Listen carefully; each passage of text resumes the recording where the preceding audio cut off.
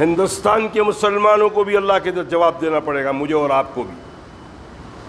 70 سال ہو گیا اس ملک میں ہم ساتھ میں رہتے ہوئے، اور پاکستان کے مسلمانوں کو بھی اللہ کو جواب دینا پڑے گا۔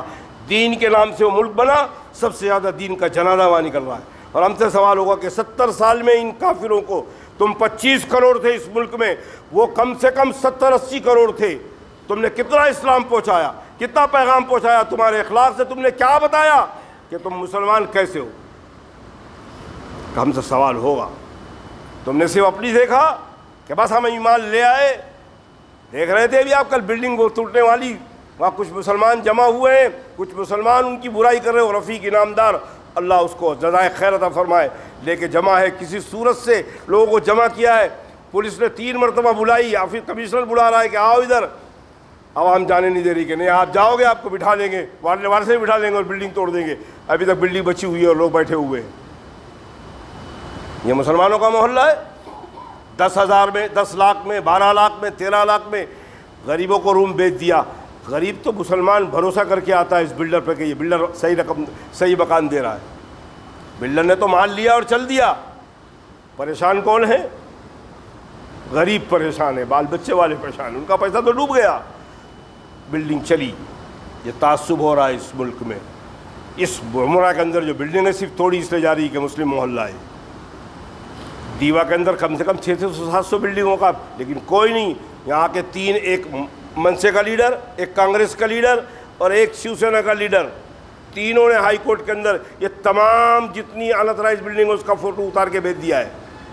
ہمارے ادھر کسی کو توفیق نہیں کہ ہم جا کے دیوا کی فوٹو کو بتائیں اور بلڈنگ کو بتائیں، کوئی نہیں، کوئی کارپوریٹر نہیں گیا، کوئی ملک نہیں گیا۔ اور قوم کے لیے ایک لیڈر نے گنپتی کی پوجا کی، لوگوں کے دیوتا بھگوان کو پوجا کیا، پوچھا گیا تو فرمایا میں نے قوم کے لیے پوجا کی ہے۔ قوم نے اس کو کب بولا تھا کہ جا کے پوجا کر؟ اور اب جہاں ضرورت ہے وہاں کوئی لیڈر موجود نہیں۔ یہ مسلمان ہیں جنہیں دیکھ کے شرمائے یہود، کیونکہ وہ بلڈنگ گر رہی ہے، ہماری بلڈنگ تک تو ابھی معاملہ نہیں آیا نا۔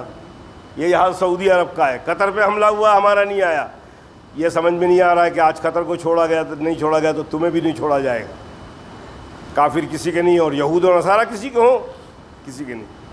اللہ کے نبی کو فرمایا کہ یہود و نصارہ اس وقت تک آئے اللہ کے نبی تم سے راضی نہیں ہوں گے جب تک کہ تم ان کے دین پر نہ چلو، اور تم ان سے کہہ دو قل یا ایھا الکافرون لا اعبد ما تعبدون ولا انتم عابدون ما اعبد ولا انا عابد ما عبدتم ولا انتم مؤمنون لکم دینکم ولی دین۔ تم جس کی عبادت کرتے ہو میں نہیں کر سکتا، جس خدا کی میں عبادت کرتا ہوں تم نہیں کر سکتے، اس لیے لکم دینکم ولی دین، تمہارا دین تمہارے لیے بہتر، میرا دین میرے لیے بہتر۔ سب سے زیادہ اسلام کا دشمن یہود ہے، اس کے بعد نصارہ ہے۔ اللہ کے نبی کو اچھی طرح پہچانتے، اللہ کے نبی کو خبر دیا ہے، اپنی اولاد سے زیادہ اللہ کے نبی تمہیں پہچانتے ہیں، لیکن حسد و بنیاد، اس بنیاد پر کہ اب آپ بنو اسرائیل سے نہیں ہیں، بنو اسماعیل سے ہیں، اس لیے آپ پر ایمان نہیں لائے۔ ہمارے ادھر بھی تو ایسی عنایت موجود ہے نا، بھائی بھائی کے اندر بات بند ہے، کوئی تیار نہیں ہے پہل کرنے کے لیے۔ حضرت علی اور ابوبکر صدیق میں بات چیت بنتی، سلام علیک جاری تھا، سلام میں پہل کرتے تھے حضرت علی رضی اللہ تعالیٰ، ابوبکر صدیق رضی اللہ تعالیٰ، اور حضرت علی جواب دیتے تھے۔ حضرت علی نے ایک دن سوچا کہ مجھے موقع نہیں ملتا ہے، لیکن ایک دن موقع آیا، ابوبکر صدیق نے سلام نہیں کیا، حضرت علی نے سلام کیا، ابوبکر نے جواب دیا، لیکن حضرت علی حضور صلی اللہ علیہ وسلم کو کہا کہ یا رسول اللہ مجھ سے اور ابوبکر کی کچھ دن سے بات چیت بند ہے، لیکن سلام علیک جاری تھا، آج ابوبکر نے مجھے سلام نہیں کیا، میں نے سلام کیا، شاید زیادہ ناراض ہیں ابوبکر مجھ سے۔ اے اللہ کے رسول صلی اللہ علیہ وسلم ابوبکر کو بلائیے اور ہمارا اور علی ابوبکر کا معاملہ حل کر دیجیے، تصفیہ کرا دیجیے۔ بلایا ابوبکر کو۔ یہ ہیں محبت والے مسلمان، ان کو کہتے ہیں ایمان والے لوگ۔ اللہ اس کا عشیر بھی اللہ ہمیں عمل کی توفیق نصیب فرمائے۔ صحابہ جیسا عمل تو ہم نہیں کر سکتے، لیکن انشاءاللہ وہ عمل کر کے صحابہ کے قدموں کے پاس جا سکتے ہیں۔ بلایا ابوبکر کو، فرمایا ابوبکر ہمیشہ تم سلام میں پہل کرتے تھے، آج سلام نہیں کیا، حضرت جی کوئی زیادہ ناراض ہے؟ فرمایا نہیں یا رسول اللہ، رات میں نے خواب دیکھا تھا، خواب میں خوبصورت جنت دیکھی، جنت کا رضوان دروازے بیٹھا تھا، میں نے اس سے پوچھا یہ جنت کس کے لیے ہے؟ فرمایا دو مسلمانوں میں آپس میں بات چیت بند ہو، جو سلام میں پہل کرے گا یہ اس کے لیے جنت ہے۔ یا رسول اللہ میرے دل میں تمنا آئی کہ آج حضرت علی پہل کر لیں اور وہ جنت لے لیں. ہمیشہ تو میں پہل کرتا تھا, حضرت علی پہل کر لیں, سلام کر لیں اور جنت ان کو مل جائے. جنت میں بھیجنے کا مسلمان کو ایک تمنا تھی. آج ہم تو, ہماری مسجدیں چھوٹی ہیں, وہابی, دیوبندی, بریلی ادھر آئے نہیں, اس مسجد میں نہیں آئے. سرما گلی, پالا گلی کے اندر ایک مسجد ہے, وہاں ہاکی رکھی رہتی ہے. میں ایک دن عصر کی نماز پڑھنے گیا, دیکھا تو ہر پلے پر ہاکی رکھی ہوئی. میں ایک لڑکے کو بلا کے پوچھا, بھائی کہ بولے وہ 24 لوگ آ جاتے ہیں نا, ان کی نلے پائے ٹیڑھے کر سیدھی کرتے ہیں. اللہ کے گھر میں مارا جا رہا ہے 24 لوگوں کو. دینا پر جواب دینا پڑے گا. 24 بھی جائیں گے اور وہ بریلی سنی جو اپنے آپ کہتے ہیں وہ بھی جائیں گے. ہم آپ بھی جائیں گے, وہ جو جلوس میں ناچ رہے تھے وہ بھی جائیں گے اللہ کی بارگاہ میں. اللہ کے سوال کا جواب دینا پڑے گا. ہم بھی جائیں گے جو قرآن کی تلاوت کرنے والے ہیں اور جو صبح سے شام تک گالیاں دیتے ہیں, جھوٹ بولتے ہیں, وہ بھی جائیں گے اللہ کی بارگاہ میں. سب کو جانا ہے, وہاں حاضر ہونا ہے. مالک یوم الدین, روز جزا کے مالک ہے پروردگار عالم. وہاں پتہ لگ جائے گا. وہاں تو بہت دور کی بات ہے, قیامت بہت دور ہے. قبر میں جانے کے بعد ہی پتہ لگ جائے گا کہ آپ کون ہیں, نیک ہیں کہ برے ہیں. قبر میں 40 قدم ہٹے لوگ, معاملہ بس ہو گیا. وہاں سوال و جواب شروع ہوا, چند سیکنڈ میں معاملہ فیصلہ ہو گیا. یا جہنم کا لباس پہنا دیا جائے گا یا جنت کا لباس پہنا دیا جائے گا. اللہ کرے نبی پاک صلی اللہ علیہ وسلم کی ساری امت کو جنت کا لباس پہنایا جائے قبر کے اندر. ساری امت کی قبر کو جنت کی کیاری بنایا جائے, جہنم کے گڑھے سے ساری امت کی قبر کی حفاظت فرمائے اللہ. بہت سخت پہلی منزل ہے وہ, اس منزل کے اندر جو کامیاب, اللہ کے نبی نے بعد میں ساری ساعتوں میں کامیاب ہو جائے. ایک موقع پہ حضرت جناب رسول مسجد نبی تشریف فرما ہیں, ممبر پہ خطبہ دینے کھڑے ہوئے تو آپ دائیں بائیں ہل رہے. عبداللہ ابن فرماتے کہ وہ ممبر اتنی زور سے ہل رہا تھا کہ مجھے ڈر لگنے لگا کہ کہیں اللہ کے رسول سب گر نہ جائیں. لیکن اللہ کے رسول اسی طرح ہلتے ہوئے, ادھر ادھر ہلتے ہوئے خطبہ دے رہے. جب خطبہ ختم ہوا, ممبر ٹھہر گیا, نیچے اترے اللہ کے رسول, نماز پڑھائی. نماز پڑھانے کے بعد میں نے پوچھا, یا رسول ممبر کیوں ہل رہا تھا؟ فرمایا میں جو آیتیں پڑھ رہا تھا اللہ کی جلال اور اللہ کی توحید کا بیان کر رہا تھا, اللہ کی جلالت کو برداشت نہیں کر سکا وہ ممبر, وہ بھی کانپ رہا. پہاڑ کانپتا ہے, آسمان کانپتا ہے, فرشتے کانپتے ہیں, زمین کانپتی ہے. کس وقت اللہ کا کوئی حکم جام نہ کریں. یہ 5.5 فٹ کا انسان اللہ نے کس مشینری سے بنایا ہے تو اتنا کمزور کہ ایک ٹھوکر لگے تو پلسٹر لگ جائے, ذرا سی گرے تو پلسٹر لگ جائے. گمان اتنا ہے کہ میرے جیسا کوئی انسان ہے نہیں. اللہ جانے 5.5 فٹ کا انسان کو مٹی سے بنایا, اللہ سے ڈرنے کو تیار نہیں. حضور اکرم صلی اللہ علیہ وسلم جب ممبر نہیں بنا تھا, آپ خطبہ دیتے تھے, ایک ستون تھا خرمے کے جھاڑ کا, خرمے کا درخت ہوتا ہے کھجور کے جیسا, اس پہ وہ آپ ٹیک لگاتے تھے. ممبر بنایا صحابہ نے, وہ خطبے کے اندر وہ ٹیک لگانا چھوڑ دیا. ایک دن خطبہ دے رہے تھے, رونے کی آواز آئی, صحابہ نے بھی سنا. ایک روایت میں ہوتا ہے کہ اتنی زور سے رو تھا جیسے اونٹ بلبلا رہا ہو. اللہ کے نبی صلی اللہ علیہ وسلم ممبر سے اترے, اس ستون کو سینے سے لگایا تو ستون چپ ہو گیا. لوگوں نے رونے کی آواز سننا بند کر دی اور فرمایا کہ ٹھیک ہے تو ستون یہاں ہے, میں ممبر پہ کھڑے رہ کے خطبہ دیتا ہوں, لیکن میری آواز تو تجھ تک پہنچتی ہے. صحابہ نے پوچھا ممبر کیوں رو رہا تھا؟ فرمایا جو اس کے اوپر ٹیک دے کر جو ہاتھ رکھ کر اللہ کا ذکر کرتا تھا, اللہ کی توحید بیان کرتا تھا, اب وہ اس کو مزہ نہیں آ رہا ہے کہ اس میں دکھتے کر. یہ ستون کا حال ہے. ستون رو رہا ہے کس کی مرافقت کے؟ اللہ کے نبی صلی اللہ علیہ وسلم. ہمیں تو یہ امتحان کا موقع نہیں آیا نا.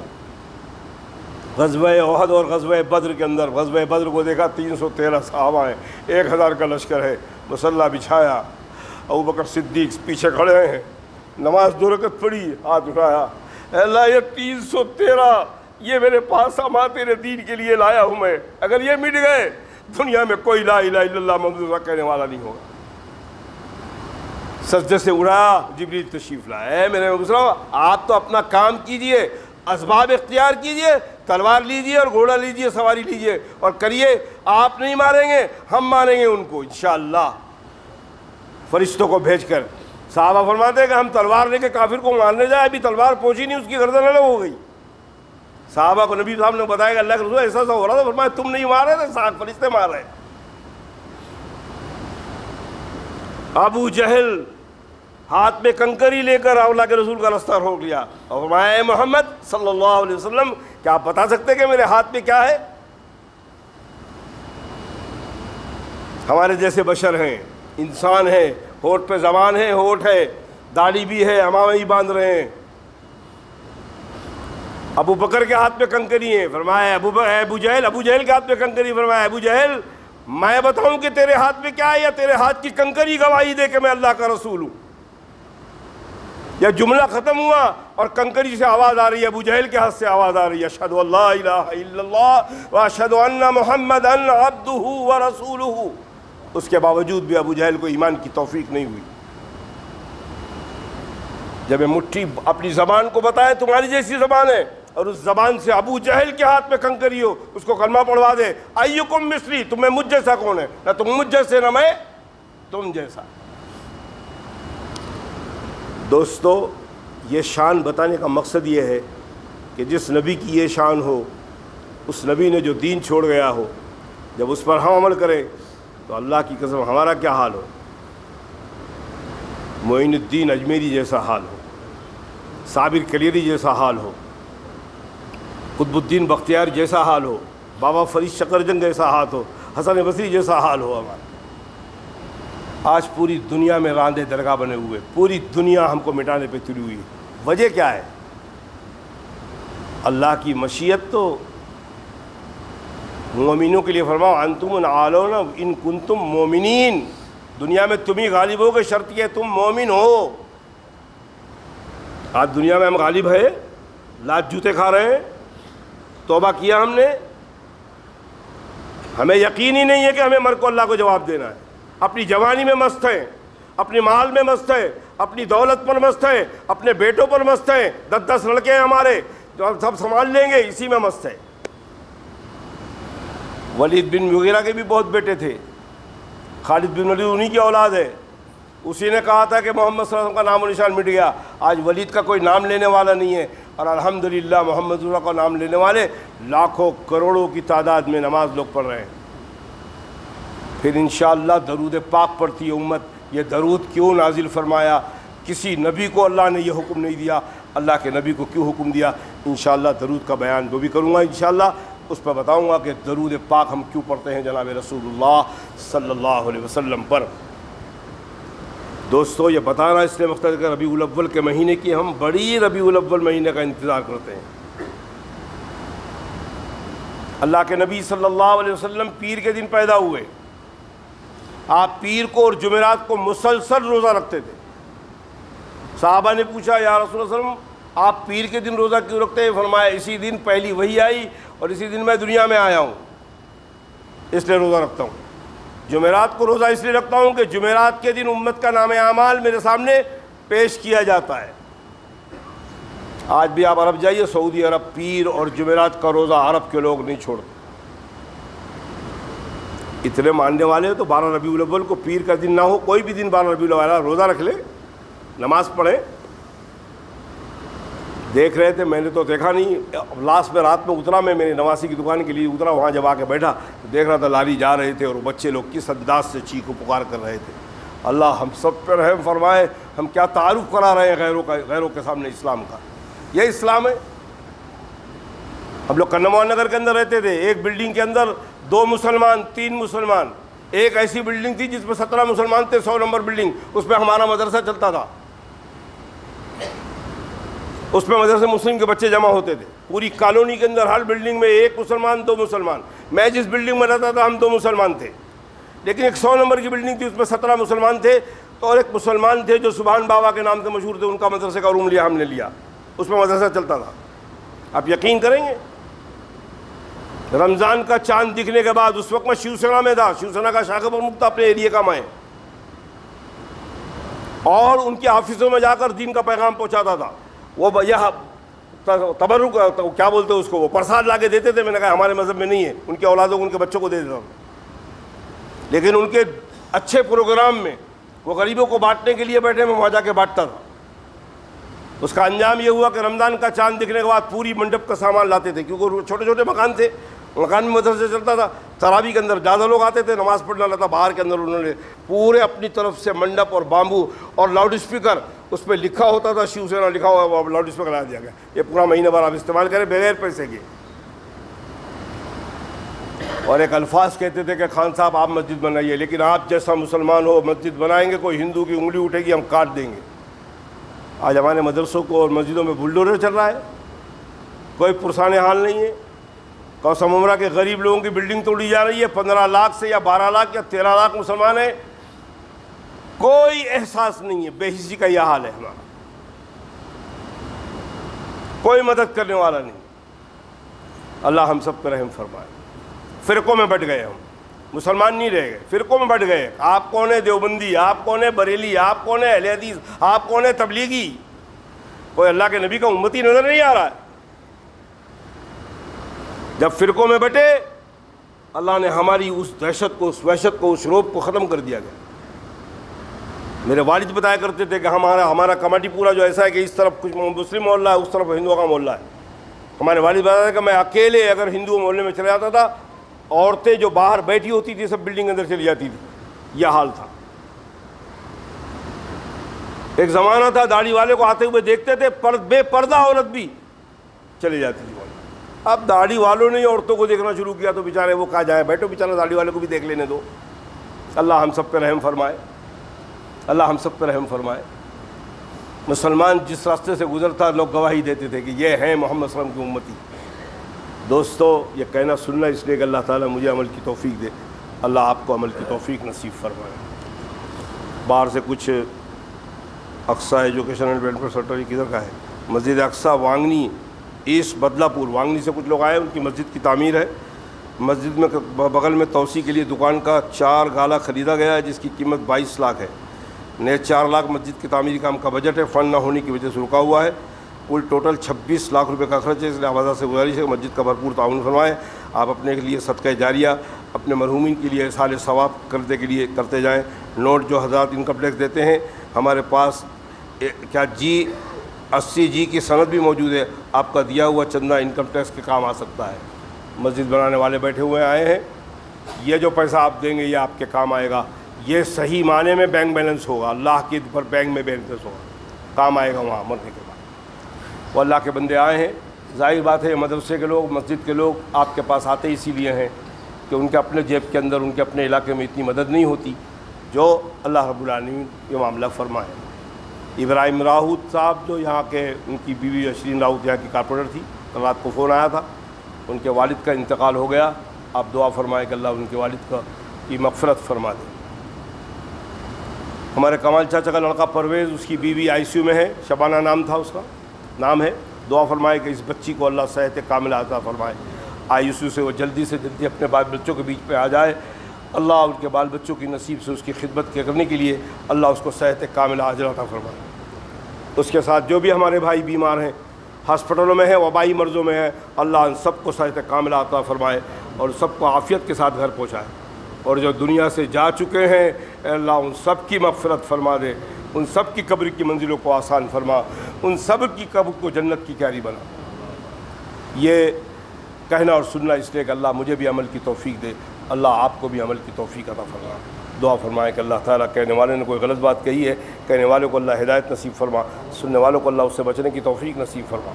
اے اللہ کہنے والے نے تیری بات کہی ہے، تیرے نبی کی بات کہی ہے، صحابہ کی بات کہی ہے، اللہ والوں کی بات کہی ہے، اے اللہ کہنے والوں کو بھی عمل کی توفیق نصیب فرما، سننے والوں کو بھی عمل کی توفیق نصیب فرما۔ اے اللہ کہنے والے کے کہنے میں اگر اخلاص ہے تو اللہ اس اخلاص کو ہمارے اندر بھی تو سننے والوں کے اندر بھی پیدا فرما دے، اور اے اللہ اگر اخلاص نہیں ہے تو پیدا فرما دے، اخلاص ہے تو اس کو قبول فرما لے۔ اے اللہ اتنا بڑا مجمع ہے آمین کہہ رہا ہے، اے اللہ کسی کی آمین کو قبول کر کے کہنے والے کی بھی مغفرت فرما دے، اس کے بعد اولادوں کی بھی مغفرت فرما دے، اس کے والدین کی بھی مغفرت فرما دے۔ اے اللہ اپنے رحم و کرم سے، اے اللہ ہم بڑے گنہگار ہیں، بڑے خطاوار ہیں، اے اللہ ہم اس لائق نہیں ہیں کہ آپ سے کچھ مانگ سکے، لیکن اے اللہ کچھ بھی ہے تیرے بندے ہیں، تیرے محبوب جناب رسول کی امتی ہیں۔ اے اللہ اپنے رحم و کرم سے اپنے نبی کی امت پر رحم فرما دے۔ اے اللہ ہم نے ابھی تک بہت غفلت کی زندگی گزاری، اے اللہ ہمیں توبہ کی توفیق نصیب فرما، انفرادی توبہ کی بھی توفیق نصیب فرما، اجتماعی توبہ کی بھی توفیق نصیب فرما، اور اللہ ہماری توبہ کو قبول فرما۔ اے اللہ مرنے سے پہلے پہلے تو ہم سے راضی ہو جا اور ہمارے نبی محمد رسول کو بھی ہم سے راضی کر دے۔ اے اللہ ہم پہ رحم فرما دے، کرم فرما دے۔ اے اللہ ہمیں صحت کاملہ اس لیے عطا فرما کہ ہم نیک عمل عطا کرنے لگ جائیں۔ اے اللہ ہماری بیماریوں کو، ہمارے گناہوں کا کفارہ نصیب عطا فرما دے۔ اے اللہ تیرے نبی نے فرمایا ہے کہ ایمان والے کو ببول کا کانٹا چبھے تو اس پہ بھی اس کے گناہوں کا کفارہ ہے۔ اے اللہ جو بیمار ہیں ان سب کو صحت کاملہ عاجلہ عطا فرما۔ اے اللہ جو گر چکے ہیں جن کے پیروں میں تکلیف ہے، اللہ ان کے پیروں کی تکلیفوں کو دور فرما دے، ہماری دعاؤں کو ان کے حق میں قبول فرما دے۔ اے اللہ جو بے اولاد ان کو نیک صالح اولاد نصیب فرما۔ اے اللہ اپنے رحم و کرم سے ہماری بہن بیٹیاں جو بیٹھی ان کو سب کو نیک صالح رشتہ ازدواج سے منسلک فرما دے، ہماری دعاؤں کو اپنی بارگاہ میں قبول فرما دے۔ اے اللہ ہمارے نوجوانوں کو مسجدوں کو آباد کرنے والا بنا، اپنے گھروں کو قرآن پاک کی تلاوت سے آباد کرنے والا بنا، اپنے والدین کی خدمت کرنے والا بنا، اپنے بڑوں کا ادب کرنے والا بنا، اپنے چھوٹوں پر مہربانی کرنے والا بنا۔ ہماری ان دعاؤں کو اپنی بارگاہ میں قبول فرما۔ اے اللہ جب تک دنیا میں زندہ رکھ، راحت والی زندگی، عافیت والی زندگی، ایمان والی زندگی نصیب فرما، اور جب وہ کٹھن موت کا وقت آئے، اے اللہ راحت والی موت، عافیت والی موت، ایمان والی موت نصیب فرما۔ اے اللہ جب قبر میں اتارے جائیں تو لکیرین کا سوالوں کا جواب دیتے وقت اللہ ہم سارے مسلمانوں کی مدد فرما، نبی پاک کی ساری امت کی مدد فرما، قبر کی منزلوں کو آسان فرما۔ اے اللہ ہوگا تو وہی جو آپ چاہیں گے، ہمارے چاہنے سے کچھ نہیں ہوتا۔ اے اللہ تو اپنی چاہت کے مطابق ہمیں عمل کی توفیق نصیب فرما، ہماری دعاؤں کو اپنی بارگاہ میں قبول فرما، ہمارے چھوٹے چھوٹے بچوں کو دین کا ستارہ بنا، ہمارے نوجوانوں کو دین کا پہلوان بنا، ہمارے بڑے بوڑھوں کو دین کا رہنما بنا، ہماری ماں بہنوں کو دین کا ملاح بنا۔ اے اللہ ہماری ان دعاؤں کو اپنی بارگاہ میں قبول فرما۔ وصلی اللہ تعالی علی خیر خلقہ محمد وآلہ واصحابہ اجمعین برحمتک یا ارحم الراحمین۔